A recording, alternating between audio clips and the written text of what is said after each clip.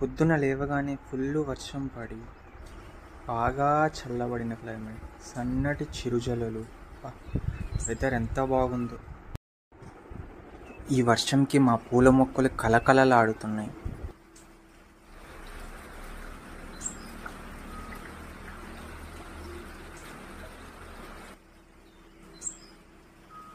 ఫ్రెష్గా కోసుకొచ్చిన ఈతకాయలు ఇంకా ఈ స్వీట్స్ తింటూ వెదర్ని ఆస్వాదిస్తూ ఉంటే ఉంటుంది.